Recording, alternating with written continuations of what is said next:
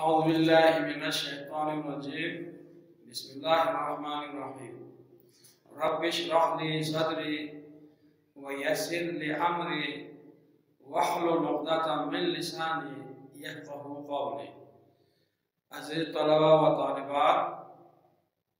آج کا جو سبق ہے منتخب آیات سے ہیں، آیات نمبر 4، 5، 6 جن کا ترجمہ اور تشریح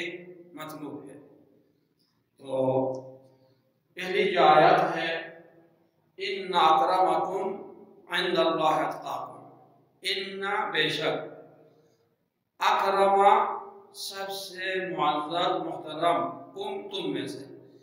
بے شک سب سے معزز محترم تم میں سے، عند اللہ اللہ کے ہاں، کن کے ہاں؟ اللہ کے ہاں، اتقاکم جو تم میں سب سے زیادہ پرہیزگار، اللہ سے ڈرنے والا ہو۔ تو یہاں تقوی کی معیار بتا رہا ہے، انسان کو عزت کب ملتی ہے اس چیز کے بارے میں بتا رہے ہیں۔ حقیقت میں معزز اور محترم انسان کون ہے اس چیز کے بارے میں ہم کو یہ آیات بتا رہی ہے۔ تو عزت، معزز اور محترم وہ خاندان میں اعلیٰ مقام رکھنے کی وجہ سے حاصل نہیں ہوتی، منصب میں اعلیٰ مقام رکھنے کی وجہ سے حاصل نہیں ہوتی۔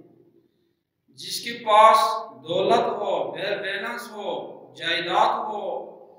اس کی وجہ سے اللہ کے ہم اس کو عزت نہیں ملتی۔ عزت تو اس شخص کو ملتی ہے جو رب کائنات سے سب سے زیادہ ڈرنے والا ہو، اللہ کے حلال کردہ چیزوں کو کھانے والا ہو اور حرام کردہ چیزوں سے بچنے والا ہو،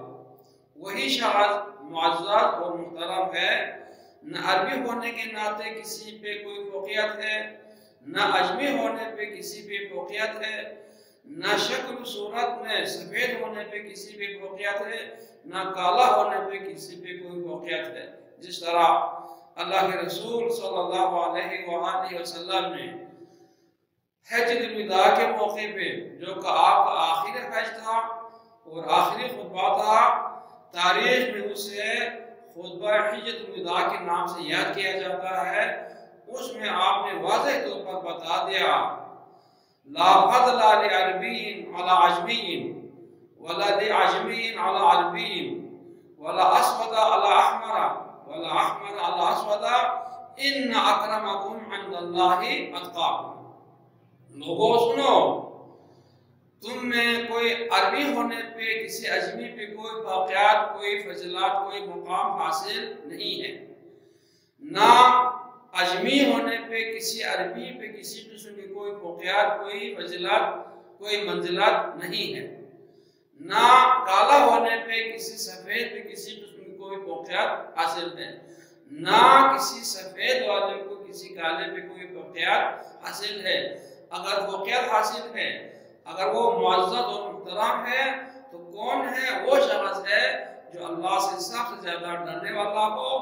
اللہ کے مقام منزلت کو پہچان کے غائبانہ طور پر بھی ہو اور حاضرانہ طور پر بھی ہو، یعنی سرًا و علانیتاً ہر حالات میں اللہ سے ڈرنے والا، وہی شخص اللہ کے ہاں محترم و مقام ہے۔ جیسے بلال حبشی رضی اللہ عنہ کو آپ دیکھیں، غلام تھا۔ حضور صلی اللہ علیہ وسلم جب معراج میں جاتے ہیں تو جنت میں کسی کی جوتی کی آہٹ سن لیتے ہیں۔ جبریل امین سے پوچھتا ہے، یہ کون خوش قسمت شخص ہے؟ کہا یہ بلال ہے۔ تو بلال کو اللہ نے دنیا میں اتنا مقام عطا کر دیا کہ جنت کی خوشخبری سنا دی گئی۔ یہ عربوں میں غلام کی کوئی فضیلت، کوئی مقام نہیں ہوتا تھا، مگر اس کی تقوی کی وجہ سے، اس کے ورع کی وجہ سے، خشیت الہی کی وجہ سے، خوف الہی کی وجہ سے رب کائنات نے دنیا میں ہی اس کو جنت کی خوشخبری سنا دی، جو کسی عرب کے سردار، کسی عرب کے مایہ ناز، بلند بالا بندے کو حاصل نہیں ہوا۔ تو اسی طرح کوئی شخص یہ کہے کہ میں فلاں خاندان سے ہوں، میں فلاں علاقے سے ہوں، میرا یہ مقام ہے، میری یہ شہرت ہے، یہ سارے کی ساری چیزیں اللہ کے ہاں کوئی حیثیت نہیں رکھتے ہیں۔ کہتے ہیں وَجَعَلْنَاكُمْ شُعُوبًا وَقَبَائِلَ لِتَعَارَفُوا إِنَّ أَكْرَمَكُمْ عِندَ اللَّهِ أَتْقَاكُمْ۔ میں نے تمہیں گاٹیوں میں، علاقے میں، ملک میں، قبائل میں تقسیم کر دیا ہے، یہ اس لیے کہ ایک دوسرے کو دیکھ کے رب کائنات کی قدرت کا پہچان رکھیں اور اسی کا شکر ادا کر لیں۔ آپ دیکھیں اب حج کے لیے جاتے ہیں، دنیا کے مختلف ملکوں سے لوگ وہیں پہ اکٹھے ہو جاتے ہیں، ایک دوسرے سے پہچان ہو جاتے ہیں اور کہتا ہے رب کائنات اربوں کی تعداد میں تو اس دنیا میں لوگوں کو پیدا کیا ہے، تو ضرور نہ ضرور کوئی نہ کوئی اختلاف شکل کے حوالے سے یا کسی اور کے حوالے سے کوئی نہ کوئی فرق پایا جاتا ہے، یہ کسی انسان کے پاس میں نہیں ہے۔ رب کائنات تیری قدرت ہے، ہم اس کا تہہ دل سے تیرا شکر ادا کر لیتے ہیں اور تیرے قدرت کا اعتراف کر لیتے ہیں، تو یقیناً وہی شخص اللہ کے ہاں سب سے معزز محترم ہے جو رب کائنات سے سب سے زیادہ ڈرنے والا ہوتا ہے۔ اس لیے حصول عزت کا طریقہ کیا ہے؟ وہ تقویٰ ہے۔ انسان اپنا آپ کو معزز محترم بنانا چاہے تو دنیا کے وسائل نہیں، دنیا کے بیرس منصب نہیں، اگر اس کے پاس تقویٰ ہے تو یہ تقویٰ ساری چیزوں پہ غالب آ جاتے ہیں، وہی شخص سب سے معزز محترم ہے۔ اللہ سے دعا ہے کہ اللہ ہمیں بھی متقی اور پرہیزگار لوگوں میں شامل کر دیں، ابرار لوگوں میں شامل کر دیں اور تیری جنت کے مستحق ہمیں بھی بنا دیں، آمین۔ اس کے بعد دوسری آیت جو 5 نمبر ہے، ان میں ان فی خلق السماوات والارض واختلاف اللیل والنہار لآیات لأولی الالباب، بے شک آسمان و زمین کا پیدا کرنا اور ان کا اختلاف سے مراد یہ ہے دن کا آنا رات کا چلے جانا اور رات کا آنا دن کا چلے جانا، اس میں بہت بڑی نشانی ہے کن لوگوں کے لیے؟ عقل والوں کے لیے۔ یعنی اس کائنات میں جو کچھ اللہ نے پیدا کی ہے وہ ہر چیز اپنے مدار پہ چلتے ہیں، کوئی بھی ایک لمحے کے لیے بھی اپنی مدار اپنے اوقات سے آگے پیچھے نہیں ہوتے ہیں، اگر ہو جائے تو زمین میں بہت بڑا فتنہ فساد پھیلنے کا خطرہ ہو جاتا۔ ابھی آپ دیکھیں کہ ستارے اپنے اوقات میں نکلیں گے، اس سے ایک لمحہ آگے پیچھے نہیں کریں گے۔ سورج کی یہ مجال نہیں ہے کہ وہ رات کے ٹائم پہ نکلیں، اور یہ بھی مجال نہیں ہے کہ وہ 1 منٹ پہلے نکلیں یا 1 منٹ بعد میں غروب ہو جائے۔ کیوں؟ رب کائنات ان کے لیے وقت مقرر کر دیا ہے، اس کے یعنی چلنے کے انداز مقرر کر دیا ہے، اس کی جگہ مقرر کر دی گئی ہے، لہذا اس جگہ کو چھوڑ کے اس وقت سے پہلے وہ کبھی بھی نہیں نکلیں گے۔ اسی طرح رات کا یہ مجال نہیں ہے کہ وہ دن کی ٹائم نکلیں اور دن کی ٹائم پہ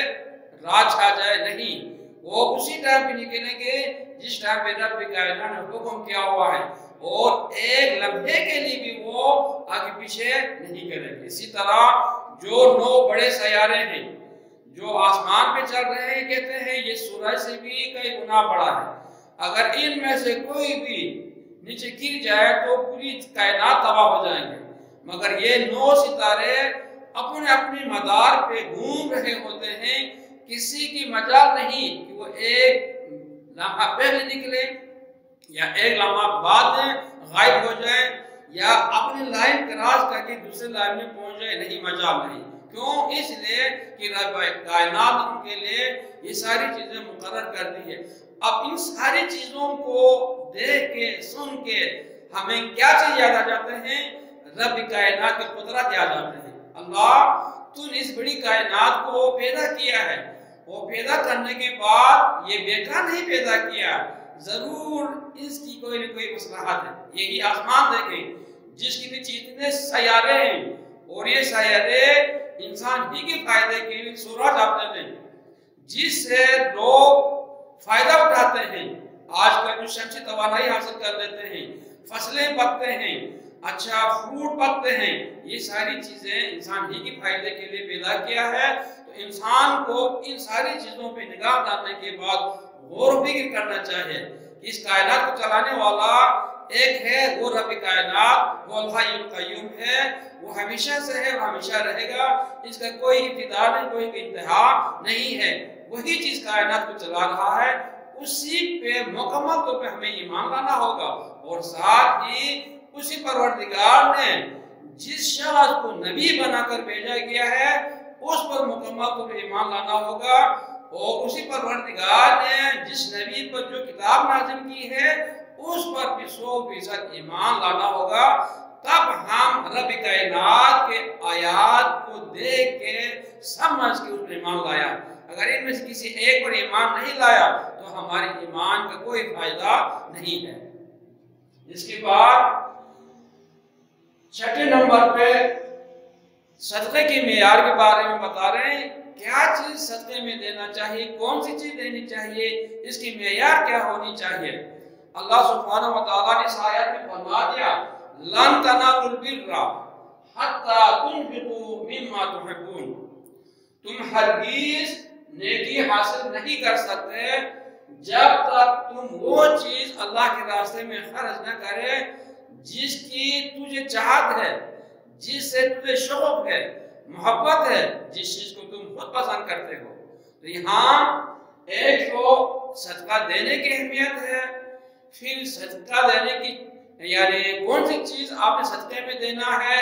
اگر آپ صدقہ دیں گے تو صدقے کی فضیلت کیا ہے۔ آپ صدقہ دینے کی اہمیت یہ ہے کہ آپ صدقہ دے دیں گے تو اللہ تعالیٰ